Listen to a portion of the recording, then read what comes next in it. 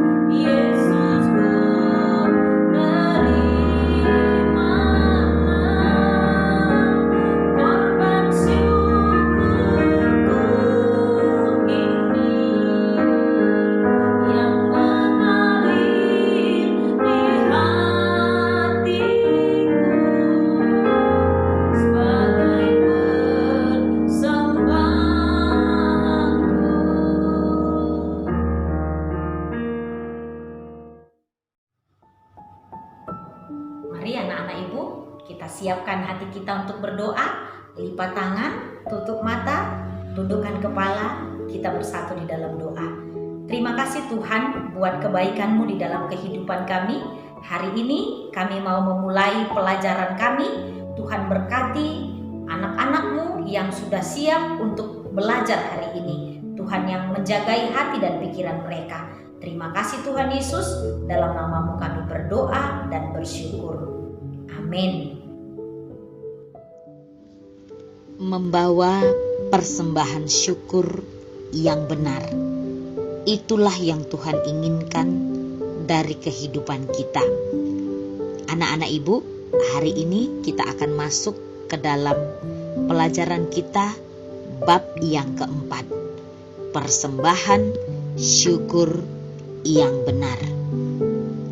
Apakah artinya persembahan syukur? Persembahan syukur berasal dari kata dasar sembah, yang berarti sesuatu yang diberikan kepada yang disembah atau yang dihormati. Persembahan tidak harus dalam bentuk uang, tetapi dapat berupa benda-benda lain yang dianggap pantas untuk dijadikan persembahan. Misalnya, di Morowali, Sulawesi Tengah, pada musim panen, masyarakat merayakan hari raya panen. Mereka membawa hasil kebun, ladang, sawah, ternak, atau uang dari penghasilannya, dikumpulkan di gereja pada saat ibadah pengucapan syukur panen. Hari raya itu disebut Hari Raya Padungku. Nah, selain uang atau hasil panen, persembahan syukur dapat berupa waktu, pemikiran, hasil karya, bahkan hidup sebagai persembahan yang dikuduskan untuk melayani Tuhan. Sebab apa yang dipersembahkan adalah bentuk ucapan syukur kepada Allah. seperti murid-murid Yesus adalah para nelayan. Sebelumnya, mereka hanya belajar untuk mencari kebutuhannya sehari-hari. Tetapi setelah menjadi rasul, mereka memberikan seluruh waktunya hanya untuk memberitakan Injil kepada siapa saja yang dapat mendengarkan mereka. Tujuannya agar makin banyak orang yang percaya kepada Yesus. Seluruh waktu, pikiran, dan tenaga menjadi persembahan syukur bagi kerajaan Allah. Persembahan syukur tidak sama dengan sumbangan, sebab persembahan syukur adalah gambaran hubungan manusia dengan Allah, bukti ketergantungan hidup manusia kepada Allah Sang Pencipta. Jadi, anak-anak ibu, arti persembahan syukur adalah gambaran isi hati manusia bahwa hidupnya sangat bergantung kepada Allah Sang Pencipta. Ibu guru, persembahan syukur itu milik siapa ya? Ya, persembahan syukur itu adalah milik Allah. Ibu mau bertanya, apakah yang kamu pikirkan setiap kali kamu memasukkan uang kolekte ke dalam pundi-pundi di gereja? Apakah Allah terlalu miskin sehingga manusia harus mengumpulkan persembahan untuk pekerjaannya? Atau kamu berpikir, apakah Allah dapat disuap dengan persembahan syukur sehingga orang Kristen harus memberikan persembahan agar Allah menjadi kaya? Tidak, itu salah.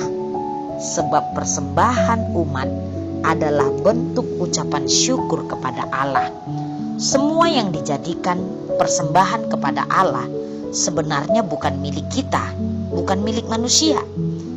Kita tidak memberikan persembahan dari milik kita sendiri. Manusia tidak memiliki apapun di dunia ini. Semua adalah milik Allah yang kita terima melalui hasil panen atau penghasilan dalam pekerjaan setiap hari.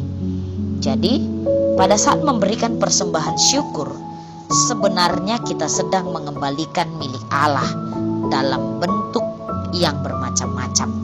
Itu adalah wujud syukur atas kehadiran Allah dalam semua peristiwa, baik yang menyenangkan maupun tidak menyenangkan. Jadi, memberikan persembahan syukur adalah tindakan mengembalikan apa yang sebenarnya menjadi milik Allah yang ada dalam kehidupan manusia. Itulah sebabnya umat wajib memberikan persembahan ucapan syukur kepada Allah dengan mengembalikan milik Allah kita. Buktinya, kita selalu diingatkan bahwa hidup ini sangat tergantung kepada Allah. Hati yang bersyukur sangat penting dalam kehidupan kita. Orang Kristen memberikan persembahan syukur karena memahami bahwa hidupnya adalah milik Allah. Persembahan dalam bentuk harta, uang, waktu, semua diberikan dengan hati yang bersyukur karena kemurahan yang diterima, sekaligus menjadi persembahan yang berbau harum bagi Allah. Dalam Alkitab diajarkan cara memberikan persembahan dari hati yang bersyukur, yaitu 1. Dengan sukarela, bukan dengan paksaan.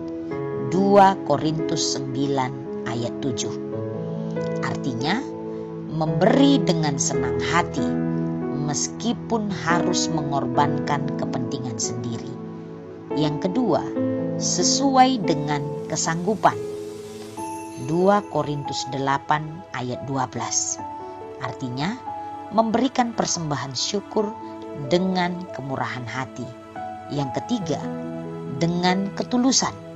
Mazmur 50 ayat 7 sampai 15. Artinya, persembahan syukur diberikan sebagai tanda penyerahan diri kepada Allah, tidak mengharapkan balas jasa. Dan yang keempat, sebagai persembahan yang hidup dan yang kudus bagi Allah. Roma 12 ayat 1. Artinya, persembahkan seluruh yang kita miliki hanya untuk Allah, untuk kemuliaannya, bukan untuk pamer atau untuk dilihat orang. Nah, anak-anak ibu, bagaimana dengan persembahan syukurmu?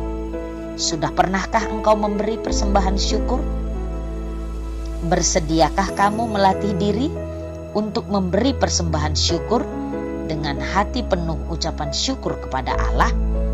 Marilah kita mulai latih diri kita untuk memberi persembahan syukur kepada Allah dengan sukarela dan sesuai kesanggupan kita. Berilah dengan hati yang tulus, bukan karena terpaksa.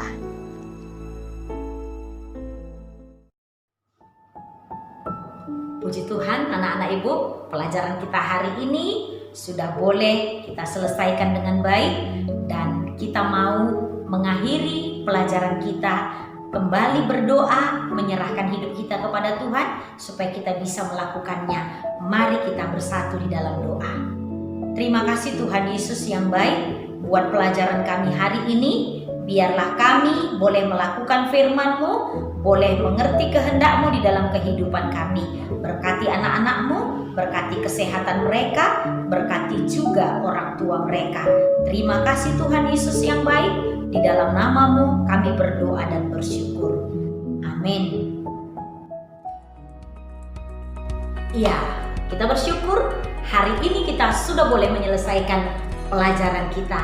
Anak-anak ibu, harapan ibu kita tetap semangat. Anak-anak ibu jaga kesehatan, tetap sukacita, rajin berdoa, dan baca Alkitabnya supaya kita juga boleh menjadi anak-anak Tuhan yang menyenangkan hati Tuhan.